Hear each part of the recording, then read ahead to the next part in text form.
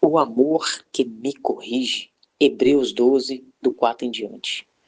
Na luta contra o pecado. Olha só, Jesus está dizendo. Nós vamos lutar contra o pecado. Vocês ainda não resistiram ao ponto de derramar o próprio sangue. Jesus está dizendo que essa luta que nós estamos passando não é nada em vista daquilo que Jesus fez, que derramou o seu próprio sangue. Vocês se esqueceram da palavra de ânimo, que lhes é dirigida como filhos. Meu filho, não despreze a disciplina do Senhor, nem desanime quando por ele for repreendido, pois o Senhor disciplina quem ama e corrige todo aquele que recebe como filho. Ah, que texto poderoso, meus amigos. Nós vivemos uma geração que gosta de falar sobre o amor de Deus, mas muitas vezes rejeita a sua correção. Porém, a Bíblia nos ensina, queridos, que a disciplina é um sinal de abandono, é um sinal de aflição, de filiação. Quem Deus ama, querido, ele vai corrigir. Quem Deus recebe como filho, ele trata, muda, confronta e transforma. A disciplina até dói, mas produz frutos. Frutos. Os dons não são mais importantes do que os frutos. A árvore que não dê fruto, você já sabe. É lançada fora, é cortada. No momento, ela parece uma tristeza, mas depois gera justiça, paz e santidade na vida daqueles que deixam ser moldados por Deus, ser corrigidos. Esses dias um rapaz, ele me procurou para conversar sobre os desejos que sentia por uma pessoa do mesmo sexo.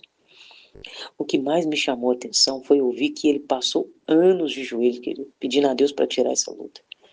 Mas enquanto ele orava por isso, caía repetidamente na pornografia.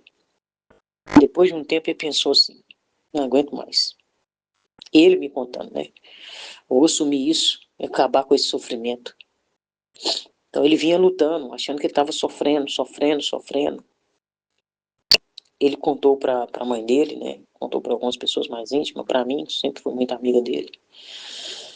Depois disso, ele me disse que a luta contra a pornografia praticamente acabou e que agora se sentia mais aliviado. Mas eu disse algo a ele com muito carinho e vou dizer para você: uma coisa não anula a outra. O fato de uma batalha ter diminuído não significa que o pecado deixou de existir. Às vezes a guerra apenas mudou de lugar, o pecado apenas mudou de nome, queridos. Também disse a ele que se Jesus voltasse, eu falei com muito amor, naquele momento, mesmo ele não praticando a homossexualidade, sendo uma pessoa normal, o problema não seria apenas uma área da vida dele, porque ele continua escravizado por outras coisas. Eu conheço a vida dele, festa, embriaguez, todo final de semana está na farra, mundanismo e outros pecados que ele também nos afasta de Deus. Precisamos tomar cuidado para não transformar um pecado em algo maior do que os outros, querido. Achar que ele estava achando que a pornografia era maior, ele estava achando que a homossexualidade primeiro era maior, depois achou que era pornografia, acabou com a pornografia, agora vai para o homossexualismo, aí só mudou o nome.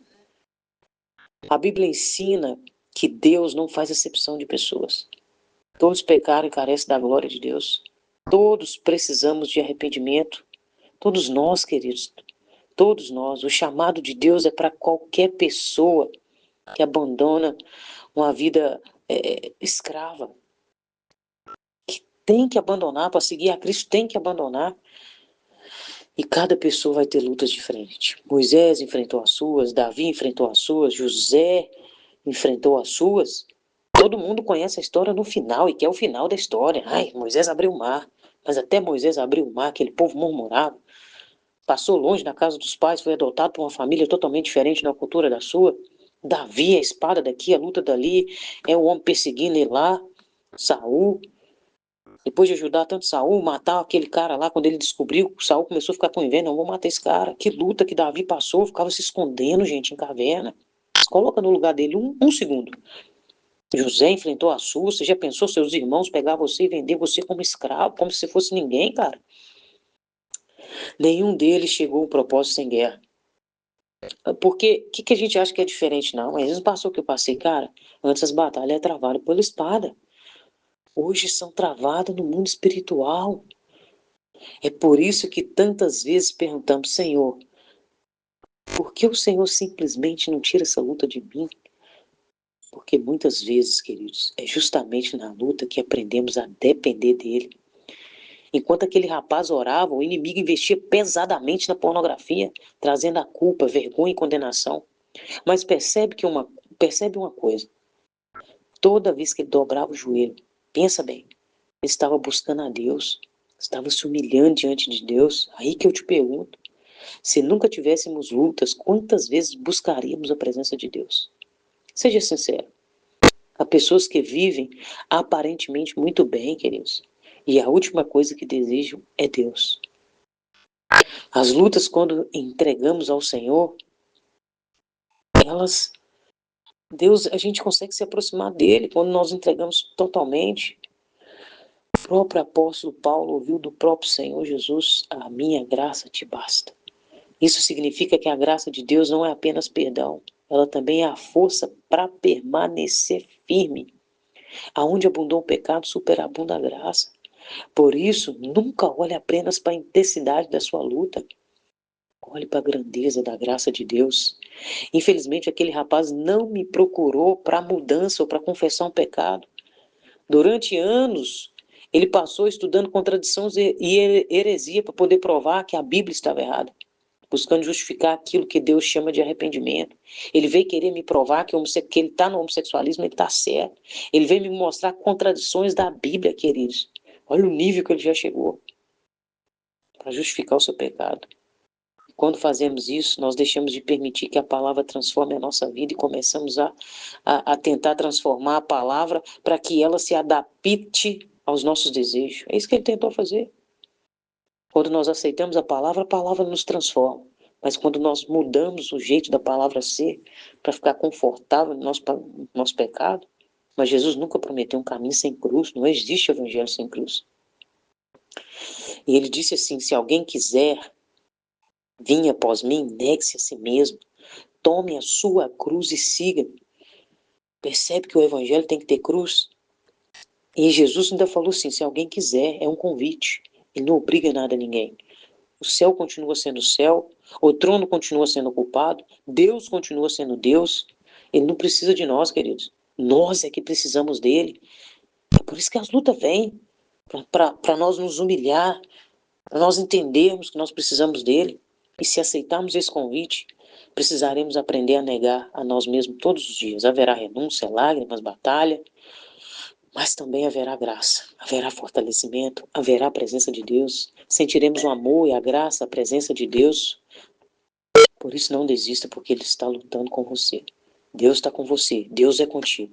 Na verdade, até fique feliz porque você está lutando. Olha quantos homossexuais ao seu redor, quantas pessoas estão lá fora e você foi privilegiado, Deus te chamou. Poderia ter sido qualquer outro. Aposto que até mesmo você já fez essa pergunta: por que não chamou outro? Por que eu, Jesus? Ao contrário, se sinta privilegiado. Olha o amor dele com a sua vida, com a nossa vida.